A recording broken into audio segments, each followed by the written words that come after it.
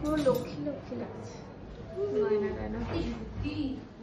Hi hello everyone, আবার চলে এসেছি তোমাদের কাছে নতুন দিনের একটা নতুন গল্প নিয়ে। গোটা ভিডিওটা আমার গলার আওয়াজটা একটু বসা মনে হতে পারে, কারণ শীতকাল চলে এসছে আর সঙ্গে আমার সঙ্গীরাও চলে এসছে, জ্বর সর্দি কাশি। তো 5th অক্টোবরে আমরা পৌঁছে গিয়েছিলাম বর্ধমান ম্যারেজ হলে মালিকাদির বিয়েতে, মালিকাদিকে সাজাতে। তো জেনে নেওয়া যাক দিদির কেমন লুক চাই আজকে আমার কাছ থেকে। আজকে তোমার ওয়েডিং ডে, তো তোমার কেমন কি লুক চাই একটু বলো।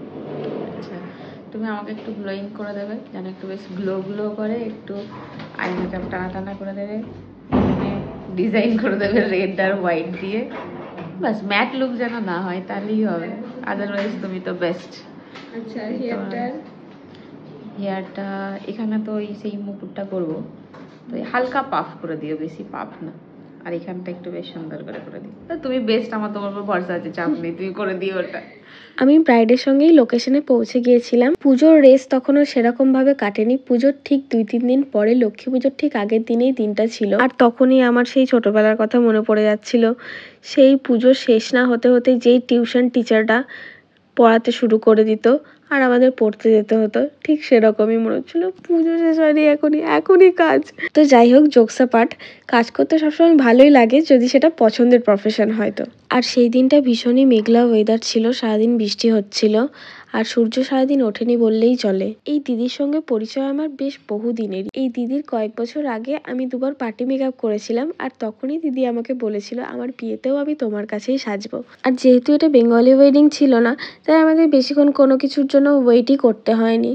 আমরা এমনিও দিদির সঙ্গেই গিয়েছিলাম, আর গিয়েই আমরা সাজাতে শুরু করে দিয়েছিলাম। বেঙ্গলি ওয়েডিংসের যেমন রিচুয়ালসের পর রিচুয়ালস গিয়ে এতক্ষণ বসে থাকতে হয়, তারপর 1 ঘন্টা 2 ঘন্টা ধরে বসে বসে ঘুমিয়ে যাওয়ার পরে কনে তখন বর আসার কিছু মুহূর্ত আগে তাড়াতাড়ি করে এসে বলবে যে দিদি আমাকে তাড়াতাড়ি করে সাজিয়ে দাও। আমার বাবার অফিসের কলিগসরা চলে আসবে, আমার অফিসের কলিগসরা চলে আসবে, আমার টিউশন ব্যাচের বান্ধবীরা চলে আসবে, আমার অমুক বান্ধবীর অনেক দূরে বাড়ি, তাই তাড়াতাড়ি চলে এসে ফার্স্ট ব্যাচে খেয়েই চলে যাবে। আমার খুব তাড়াতাড়ি বিয়ের লগ্ন, বর চলে এলে আমি একটাও ফটোশ্যুট করতে পারবো না দিদি। তুমি যদি হালদি ফটোশ্যুটেই এতক্ষণ টাইম লাগাও, তাহলে আর বিয়ের ফটোশ্যুট কিভাবে করবে? আর বাড়ির লোকজনরা তো আলাদাই, বসতে না বসতে 1/2 ঘন্টা 1 ঘন্টা অন্তর অন্তর এসে বলবে কি রে তোদের এখনো হয়নি, আমাদের সময় তো এতক্ষণ সময় লাগতো না। সবাই যদিও সমান হয় না, কিন্তু 100-এর মধ্যে 90% জন এরকমই করে। এই দেখো, গল্প করতে করতে লুকটাই কমপ্লিট হয়ে গেল। কিরকম লাগছে বলো মালিকা দিকে দেখতে? আর কয়েকদিন পরেই বিয়ে সিজন স্টার্ট হয়ে যাবে, আর আমার আপকামিং ব্রাইডদের কাছে আমার একটাই রিকোয়েস্ট, একটু টাইমটা মেনটেন করো প্লিজ। আর হ্যাঁ, একটা কথা বলতে তো ভুলেই গিয়েছিলাম, কিছু জায়গায় এরকমও হয় যে মেকআপ করতে করতে আবার একটা রিচুয়ালস কমপ্লিট করে আসার পরে আবার মেকআপ করতে বসে, আর ঠিক ওই টাইমটাতেই পুরো জীবনটা আমার বেরিয়ে হাতের মুঠোয় চলে আসে। মনে হয় আমি হাত পা চড়িয়ে কাঁদি, আর না হলে এখান থেকে আমি দৌড়ে পালিয়ে যাই। আর সেদিনের সাজটা পুরোপুরি কমপ্লিট করতে আমাকে পাপিয়াদি ভীষণভাবে হেল্প করেছিল, আর হেয়ার স্টাইলটাও তারই করা। তো এটা ছিল তোমার ফাইনাল লুক আজকের। কেমন লাগলো, কেমন লাগছে তোমাকে দেখে, কেমন লাগলো বলো? খুব সুন্দর, খুব সুন্দর, পছন্দ হয়েছে সবকিছু? স্যাটিসফাই, তোমার উপর আমার ভরসা ছিল, তুমি আমার ভরসাটা রেখেছো, থ্যাংক ইউ সো মাচ। সব পছন্দ হয়েছে? একদম একদম একদম, খুব সুন্দর।